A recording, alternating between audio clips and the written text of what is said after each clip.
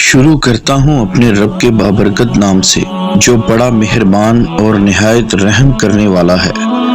ہم اپنے رب کے لاداداد شکر گزار ہیں کہ جس نے ہمیں محمد صلی اللہ علیہ وآلہ وسلم کی امت میں پیدا فرمایا۔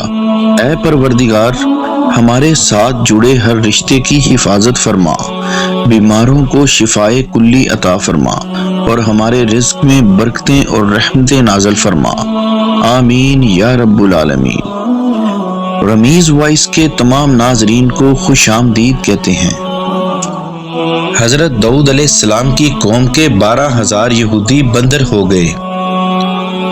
روایات ہے کہ حضرت داؤد علیہ السلام کی قوم کے 70,000 آدمی عقبہ کے پاس سمندر کے کنارے ایک گاؤں میں رہتے تھے اور یہ لوگ بڑی فراخی اور خوشحالی کی زندگی بسر کرتے تھے۔ اللہ تعالیٰ نے ان لوگوں کا اس طرح امتحان لیا کہ سینچری کے دن مچھلی کا شکار ان لوگوں پر حرام فرما دیا اور ہفتے کے باقی دنوں میں شکار حلال فرما دیا، مگر اس طرح ان لوگوں کو آزمائش میں مبتلا فرمایا کہ سینچری کے دن بے شمار مچھلیاں آتی تھی اور دوسرے دنوں میں نہیں آتی تھی۔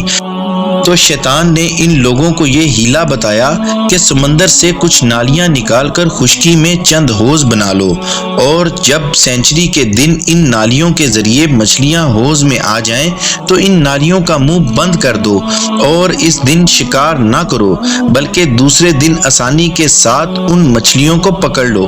ان لوگوں کو یہ شیطانی ہیلا بازی پسند آئی اور ان لوگوں نے یہ نہیں سوچا کہ جب مچھلیاں نالیوں اور حوض میں مقید ہو گئی تو یہی ان کا شکار ہو گیا، تو سینچری ہی کے دن شکار کرنا پایا گیا جو ان کے لیے حرام تھا۔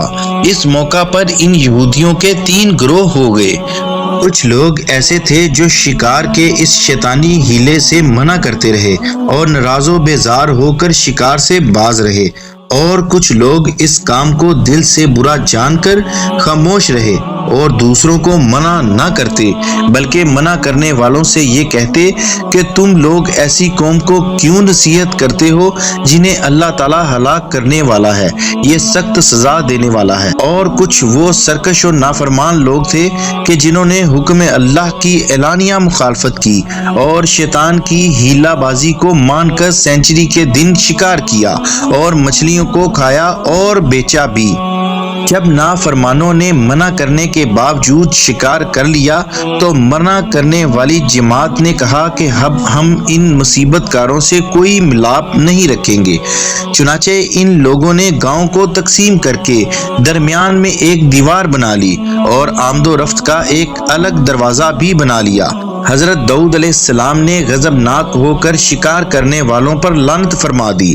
اس کا اثر یہ ہوا کہ ایک دن خطا کاروں میں سے کوئی باہر نہ نکلا تو انہیں دیکھنے کے لیے کچھ لوگ دیوار پر چڑھ گئے، تو کیا دیکھا کہ وہ سب بندروں کی شکل میں مسخ ہو گئے ہیں۔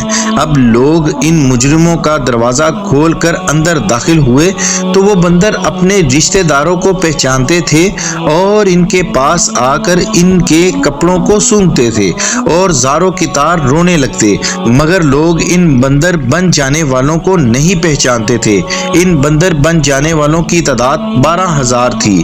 یہ سب 3 دن تک زندہ رہے اور اس درمیان کچھ بھی کھا پی نہ سکے، بلکہ یوں ہی بھوکے پیاسے سب کے سب ہلاک ہو گئے۔ شکار سے منع کرنے والا گروہ ہلاک سے سلامت رہا، اور صحیح قول یہ ہے کہ دل سے برا جان کر خاموش رہنے والوں کو بھی اللہ نے ہلاکت سے بچا دیا۔ مزید اسلامی ویڈیو دیکھنے کے لیے ہمارے چینل کو سبسکرائب کریں، ویڈیو کو لائک کریں اور کمنٹ باکس میں بتائیں کہ آپ کیسی ویڈیو دیکھنا پسند کرتے ہیں۔ شکریہ۔